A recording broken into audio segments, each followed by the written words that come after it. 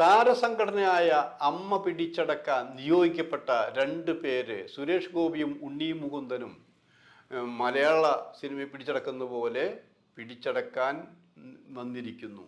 ഇത് BJPയുടെ തന്ത്രമാണെന്നും പറഞ്ഞു കേൾക്കുന്നു. ഇതേക്കുറിച്ചാണ് ഇന്നത്തെ വീഡിയോയിൽ പറയുന്നത്. ഫിലിമി പ്ലസിലേക്ക് എല്ലാവർക്കും സ്വാഗതം.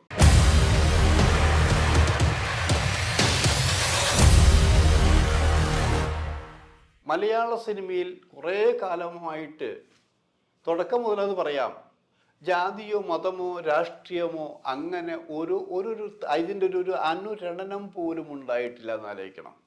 അവിടെ രാഷ്ട്രീയം ചർച്ച ചെയ്യാറില്ല, ജാതി ചർച്ച ചെയ്യാറില്ല, കലാകാരൻ കലാകാരി എന്നാണ് പറഞ്ഞിരുന്നത്. അവിടെ നിന്ന് പോന്ന് കുറേ കാലമായപ്പോൾ ചില രാഷ്ട്രീയത്തിൻ്റെ നിറമുണ്ടാക്കാൻ നോക്കി, ജാതിയുടെ നിറമുണ്ടാക്കാൻ നോക്കി എന്നാലോചിക്കണം. അത് പല സ്ഥലത്തും പല രീതിയിലും വന്നുകൊണ്ടിരിക്കുകയാണ്. അത് ഉണ്ട് എന്ന് പറയുന്നവർക്ക് അതിൻ്റെ ന്യായീകരണ തെളിവുകളുണ്ട്. സിനിമയിൽ ജാതിയും മതവും വർഗീയതയും ഇല്ല എന്ന് പറയുന്നവർക്ക് അതിനുള്ള കാരണങ്ങളുണ്ട്.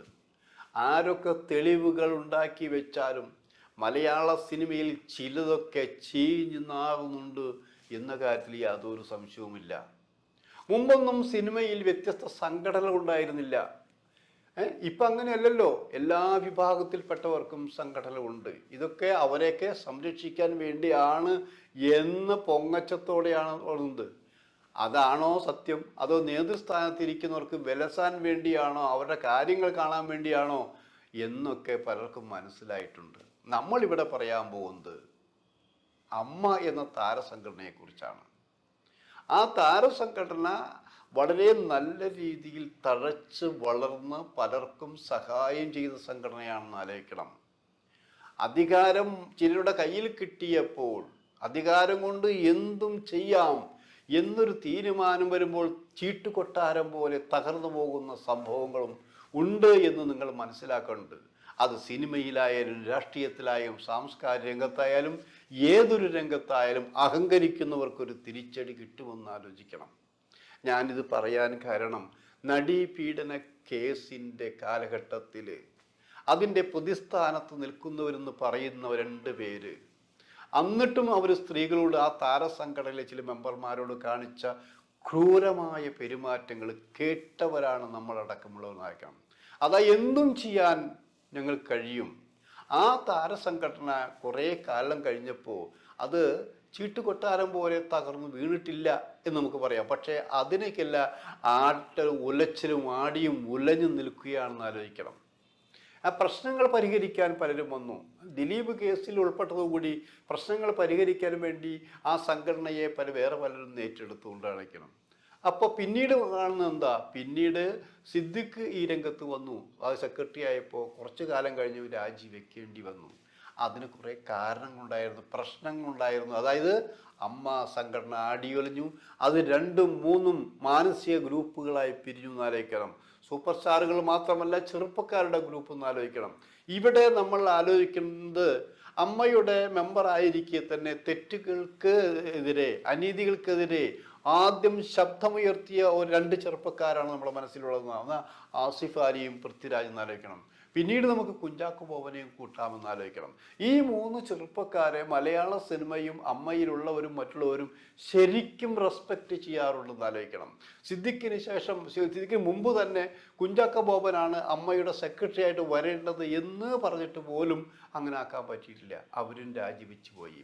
ഇപ്പോൾ സ്ഥിതി എന്താ, ഇടക്കാലത്ത് വെച്ച് ഇതൊക്കെ പിരിച്ചു വിട്ടതിന് ശേഷം കഴിഞ്ഞ 2 ദിവസങ്ങൾക്ക് മുമ്പ് അമ്മയുടെ എല്ലാവരും ഒരുമിച്ച് കൂടി കുടുംബ സദസ്സ് എന്ന് പറഞ്ഞിട്ട്, അവിടെ ഞങ്ങൾ മുൻപ് പറഞ്ഞിരുന്നു അമ്മയെ ഹൈജാക്ക് ചെയ്യാൻ സുരേഷ് ഗോപിയും സംഘവും വരുമെന്ന്.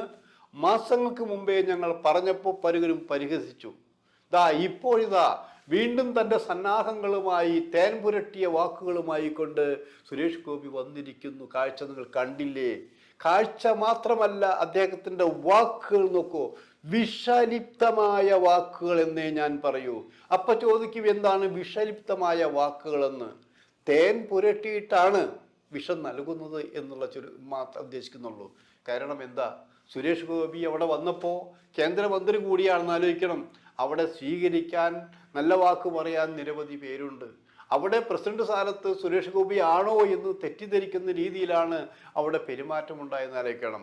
സുരേഷ് ഗോപിയും മമ്മൂട്ടിയും മോഹൻലാലും എല്ലാവരും മുകേഷും എല്ലാം ഇരിക്കെ എന്ന് പറയുമ്പോൾ ഈ സ്ത്രീ പീഡന കേസുമായി ക്രിമിനൽ കേസുമായി ബന്ധമുള്ള പലരും ഇരിക്കെയാണ് കേന്ദ്രമന്ത്രി പറഞ്ഞത്. ആരെക്കുറിച്ചാണ് പറഞ്ഞത്?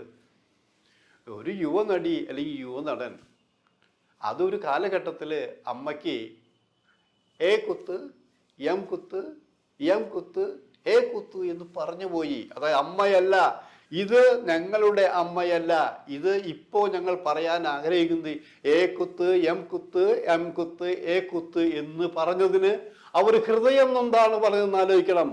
ആ ഹൃദയം നൊന്താനുള്ള കാരണം എന്താ? ഈ സംഘടനയുടെ തലപ്പത്തിരിക്കുന്നവരെല്ലാം പല രീതിയിൽ പേരുദോഷം കേൾപ്പിച്ചതായതുകൊണ്ട് മാത്രമാണ് അവർ പറഞ്ഞത്. അതിന് സുരേഷ് ഗോപി പരിഹസിച്ചത് എന്താണ്?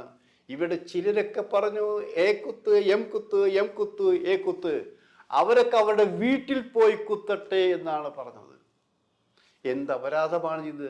അമ്മയല്ല എന്നാരും പറഞ്ഞിട്ടില്ല. അപ്പം ഞാനൊക്കെയുള്ള മാധ്യമ പ്രവർത്തി ഇന്നേ വരെ അമ്മ എന്ന് മാത്രമാണ് ഞങ്ങൾ എഴുതിയിട്ടുള്ളതും പറഞ്ഞിട്ടുള്ളതെന്ന് ആലോചിക്കണം. മാത്രമല്ല, ഇന്ന് സുരേഷ് ഗോപി കേന്ദ്രമന്ത്രിയായി അവിടെ ഇരിക്കുമ്പോൾ അദ്ദേഹത്തിന് ചുറ്റിലിരിക്കുന്നവർ, അതിൻ്റെ കൂടെ ഇരിക്കുക എത്രയോ ക്രിമിനൽ കേസുകളിൽ, സ്ത്രീവിരുദ്ധ കേസുകളിൽ പ്രതിസ്ഥാനത്ത് നിൽക്കുന്നവരാണ് എന്നുകൂടി ആലോചിക്കേണ്ടത്. അതുമാത്രമാണോ?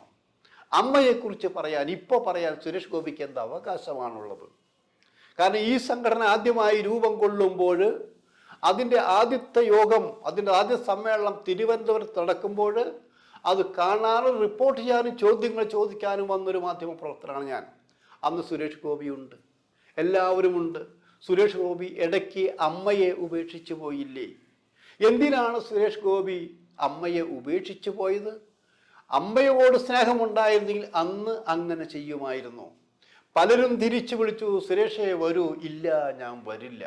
സുരേഷ് ഗോപിയുമായി അടുപ്പമുള്ളത് കൊണ്ട്, മാധ്യമപ്രവർത്തന നിലയ്ക്ക് അടുപ്പമുള്ളത് കൊണ്ട് ഞാനും ചോദിച്ചു, സുരേഷ് ഗോപി നിങ്ങൾക്ക് തിരിച്ചു എന്നുകൂടെ, എന്താണ് തെറ്റിയത്? അന്ന് സുരേഷ് ഗോപി ചോദിച്ചൊരു ചോദ്യമുണ്ട്, ഛർദ്ദിച്ചത് ആരെങ്കിലും വാരി തിന്നുമോ എന്നാണ് ചോദിച്ചത്.